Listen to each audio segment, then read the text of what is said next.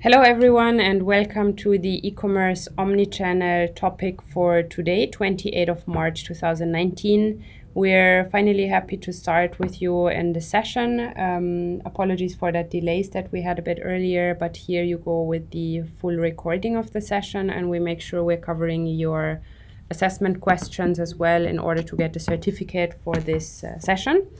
As you can see, this is a co-hosted training between the TRA and Creative 971, which is ourselves, Julia from Creative 971 and Nico.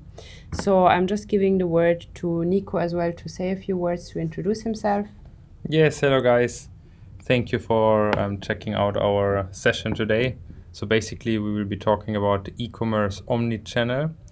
What we will be talking is most probably more about the omnichannel overall, right? What does it mean? How will it help? And what are the actual benefits if you're going to implement it on your retail business? We choose that topic because it's very important for you, whether you're a startup, whether you're a small business or a pure online business, but you would need to understand the behavior, the customer behavior, and what is going on behind the decision of basically a customer, how he approaches or how he actually would like to interfere with a brand, and how he is end of the day purchasing as well, whether it's online or in a store. So Yeah. So that's what's basically the topic, and what omnichannel means, and why omnichannel, and what will come during the session will be clarified for you guys. Now, jumping into the next slide, we'll be giving an intro a bit about ourselves. As you know, we are having an MOA with the TRA. So that's why you'll be seeing us, or basically hearing our voice now, doing the trainings for you. Reason is we really want to make sure that the e-commerce sector in the country is growing and becomes more aware of valuable knowledge. So we're providing not only information but also services in order to get you online and get you best integrated and have a solid e-commerce presence. Now, we also work with a lot of partners when it comes to the region to make sure you're covered in every sort of angle when it comes to your e-commerce business. And we definitely guide and educate businesses in the region. As I said, collaboration between the TRA and Creative 971. Now, in order to come back to the topic and to bridge the factor for omnichannel. So first of all, without sliding into another slide, I'm going to just ask real quick what everyone thinks what it means, right? I mean, now I know it's a recorded session, so you have a comment box. I'm just repeating it quickly and make sure to summarize this as part of the assessment questions is like, what does omnichannel mean, right? It means that we're having more than one channel, a brand unity, or it's a strategy for buyers. So that question is very simple. Omnichannel means brand unity on each channel, omnichannel, so more than one channel. You have the same message for your business conveyed rather than having it only through a website or your retail store. Now, that bridges to the factors of change in retail. That's what we usually see, not only when it comes to the UAE, that we actually see a global change in retail behavior for our customers. And we've attended a lot of conferences ourselves, and you'll be seeing it's nothing new. It's a digitalization of the purchasing behavior. More and more with the younger generation, it definitely gets much more faster in terms of adaptability to the digitalization. But if you can see it or you compare it on your own, right? Let's say you're booking an air ticket, or you're booking a cinema ticket. You're basically very simply in either one of the apps or online, and you're comparing the overall experience. Let's say you're waiting in the live chat of an airline, right? And nobody answers. You're most likely now to go to their Instagram or to reach out to them on email or any other option. So using them on different channels, using on different options is the approach of an omni-channel. And to bridge that back to the retailers, they establish their stores, their retail stores, as experience stores. So, for example, as you can see, Apple Dubai Mall and Nike Dubai Mall is a very good example. Their stores are very experience oriented. They are more inviting you to a very experiential sort of say, like you have maybe a DJ or you have a very interactive setting. And rather than having a lot of small stores, going to one big experience store and having a more conscious online behavior. So it's the trend of omnichannel and what it means in terms of being connected everywhere on every platform, on every channel with the same brand and the same identity of the brand. Yes, so we'll basically jump to the brand unity across all the channels. So definitely we have a small difference between multi-channel, what Julia mentioned. So let's say you're selling on multiple channels, whether it's your own website, whether it's your Facebook or directly in Instagram or one of the marketplaces out there. This will definitely help the awareness and help definitely your selling power. But what we understand under omnichannel approach is basically that you will have a cohesive brand unity, right, and a cohesive experience for a user, right? And what that means is, for example, your retail shop, what you will see on the slide, right, should be connected or should trigger a combination of the data to your website, to your social media, emails, or even the SMS, right? So based on that, we will have multiple opportunities to basically create the experience for the shopper, and the shopper is used to multiple channels. Right? The shopper is used to interact on every daily operation, whether it's in a business with friends. It's already used to communicate via WhatsApp, phone calls, SMS, and social media, Instagram messages, whatever. So the behavior nowadays of the communication is already a multi-channel or even omni-channel experience. So what needs to be done in order to increase the overall experience for the new generation or the new shopper is actually increasing your approach or multi-channel and omni-channel approach in order to be everywhere and communicate the same message what Julia said on all of the channels. Yeah, so another note here, we have recently also released a blog on creative971.com website. We're talking about multi-channel, the era of multi-channel, what it means and what is the next gap to the omni-channel. So if you're interested in this topic, please make sure you have a read through that blog as well. Now, coming to the next point in terms of understanding the question that I've already raised in the beginning of this session of what actually an omnichannel is or what actually omnichannel means, that will be solved for you in the next step. So yes, what is an omnichannel? So this is basically the approach of having a fully data integrated multi-channel approach, which means we will come to a case study directly afterwards. We will show you an example as well as we will show you a case study which was done to make it more clear for you. Right, but it's definitely important for the experience right now, what is going on within the retail industry and overall the malls, right? The online approach, or everyone is going more online, or the competition actually increases even from cross-border sales. So this is something how retailers or how online business can actually benefit if they do the right adjustments and the right approach. And this is actually, as Julia even said at the beginning, a global change of the way of business, right? It's not only a trend, it's just the way how your attention or how the attention from the shoppers are and how the behavior, the shopping behavior is changing based on the social media or overall a new generation. Yes, why omnichannel? Definitely, we will come into that case study and explain it to you further. But first of all, we will show you a very good example on a fashion retail store, how they actually gapped that communication between online and offline. Because for us, it's not here that we're saying online or e-commerce website is the only truth, because it's not, right? Still, retail is extremely the biggest sales channel globally, not only if we look in the UAE, but globally. And we will come to the next point shortly. Yeah. Yeah. Having said that, I mean, right, as Nico said, especially here in the UAE and all Middle Eastern countries, we have sort of, say, a bit of a mall culture.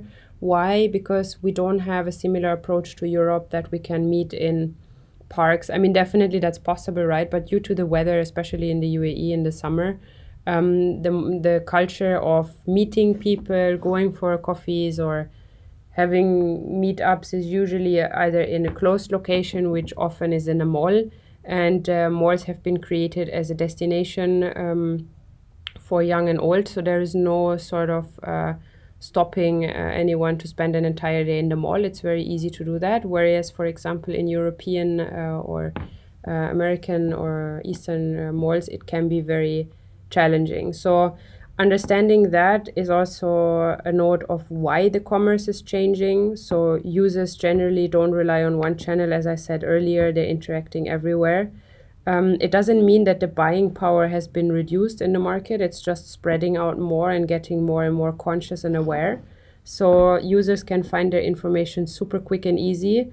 And it's just now who provides the best overall approach, right? So the omnichannel in-store experience, which we will be starting now, is on a global example, but should get you more of an understanding of a high-level example of what actually an omnichannel experience means and why, for example, a retailer is doing that in the case study that we have for you right now.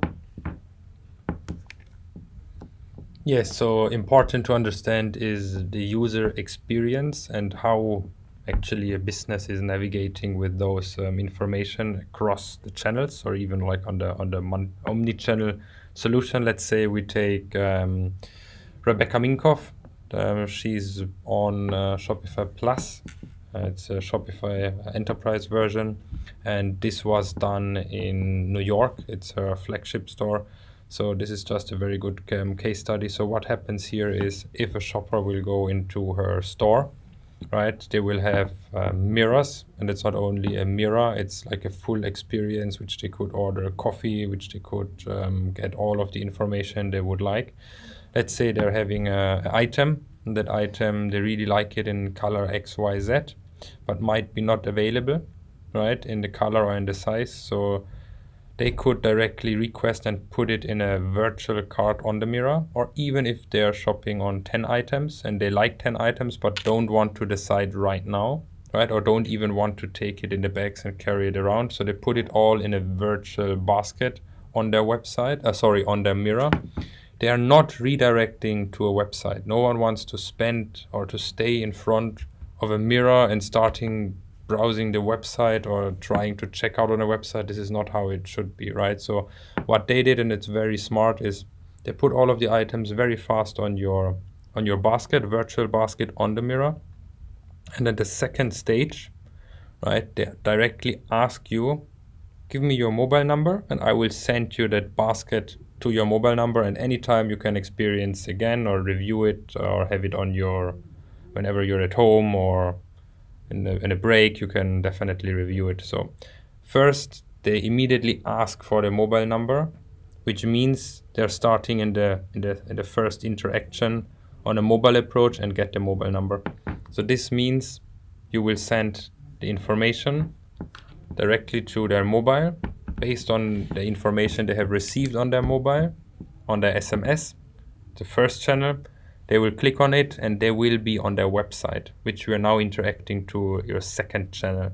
Why? Because you opened up the website. Based on opening up the website, they could create an account, could interact with the brand. But what happens actually directly after that, if the marketing is in place and all of the Facebook pixel, Instagram pixels are properly in place, is whoever is leaving the website, they will be retarget, right, with the marketing, not only directly showing you should buy that, but rather giving the experience again online through social media to explore further the brand. Whether you retarget them with upcoming news, upcoming information, upcoming pop-up shops, upcoming superstore events, whatever it is, the shopper wants to interact with you or with the brand. Yeah, and as you can see probably in the picture that we showed before, I'll just quickly go back again. You can see remember visit, enter your phone number to save your session, means as well you're automatically creating an account. So even the same thing with the SMS that Nico had mentioned. And why is it triggering the phone number, or why is it triggering you to interact on the mobile? Because it's definitely a huge trend of users going to the mobile approach. In the Middle East, way far advanced rather to any other country section at the moment.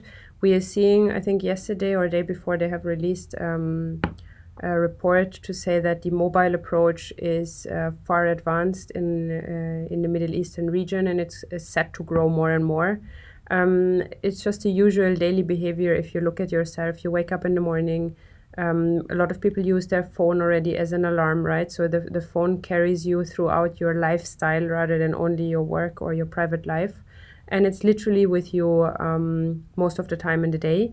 So it makes sense, obviously, to use that tool as a predominant channel for interaction of brands or even your purchasing behavior. Yes, so this was basically the example of how they approach that, and based on that they will go to multiple channels, which means they're going to the social media, what already was mentioned, Facebook and Instagram. At the same time, if you have created your account or browsing the website, most probably you will enter your email. So then they would start email marketing, segmentation, and the lists, which is very smart, right? So this is the experience, how the shoppers would like to interact and how they would like to communicate as well with the brand. So to back that up, what we are just saying is it's not only coming from our heads, right? This is really backed up from a Harvard Business Review. Basically what happened, it was 46,000 shoppers were surveyed. And what will come out is actually quite shocking, right? So based on that review, only 7% of all of those people, 46,000 reviewed, they said, I'm a pure online shopper. I only go online and shop online. I'm not anyhow interacting to any other channel. I'm not interacting to any other social medium. Let's say again that way. 20% said, I'm purely buying it in a store. I'm not interested in any website or Facebook shop or whatever. I purely want to go to the store and buy it there. But actually 73% of those shoppers said they buy because of an omnichannel shopper approach, or basically an omnichannel approach. So this is something which is amazing, right? Because you need to, based on those facts, you need to be aware or alarmed that actually you need to navigate your business or your business approach into a way of overall providing this approach, not only because of this is how the shopper actually would like to purchase, but at the same time to increase your order value, right? And at the same time to increase the lifetime value. So if we're applying that not only to a retailer but to a brand who understands that, even if you only want to start your e-commerce website today, this is a very good information for you to understand how the shopping behavior or how the overall market is actually changing based on real values and the user behavior cross channel or even like omnichannel.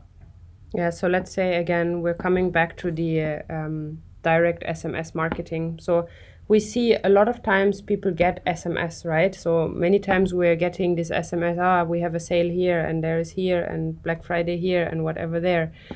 Just to let you know, we're not talking about those type of sort of say annoying SMS, right? We're talking about the SMS that you have been actually subscribing for or wanting information for, so a customer feels more taken care and looked after, getting the right information that he or she wants. So the same applies to definitely email marketing. There's sort of say also a lot of push on getting your right emails, data out, and making sure that the content is relevant. So let's say for one customer, it might not be applicable, for the other one, it might. In terms of omnichannel, you're reaching different levels, different channels, so you're making sure you reach the right audience at the right spot. And even though it might look different even across social media channels, so a Snapchat approach of, let's say, showcasing a makeup filter on a Snapchat is probably something very well used when it comes to a younger audience. Within the UAE, we know, or within the GCC, we know that a lot of younger females are using Snapchat to basically use the filters, right? So there's a bit of knowledge and a bit of study will make you understand how to approach your business segment in the right direction, and how to already make use of, as Nico said, the thought process of where omnichannel can take you in your business, even though right now at the very beginning of, let's say, bringing your business online might not already be the first step forward. But it's just a bit of an insight. And again, this is the introductory session that we are bringing to you from an e-commerce omnichannel approach. It's a very basic and intermediate approach, but it's an approach that we are diving deeper. We will be having, I believe, in after the Ramadan summer time, we will be going more into the topic and having 2-3 serial topics that we're continuing over 2-3 times that we're talking to you, so you have a more in-depth knowledge of certain points, and definitely omnichannel will be one of them. As I said, we have the blog live that you can read on creative971.com/blog. There's a blog which talks about multi-channel, so please make sure you also check in on that one. And I think with that sense, we would like to thank you for today's session, and thank you as well again for the TRA for enabling the trainings and enabling the collaboration with us. And we would like to give a little shout out to the TRA and to our company. You can follow us on the channels at the UAE TRA and at Creative971. And please make sure that your comments, questions, because due to not being live, we cannot have a live Q&A now. But what we would like to ask you, please comment your questions if there are any. We will answer your questions whenever we can on the comment section. And we would be happy to hear from you guys. And we wish you a great day. And we'll be back with more trainings for you and in collaboration with the TRA. Bye. Bye.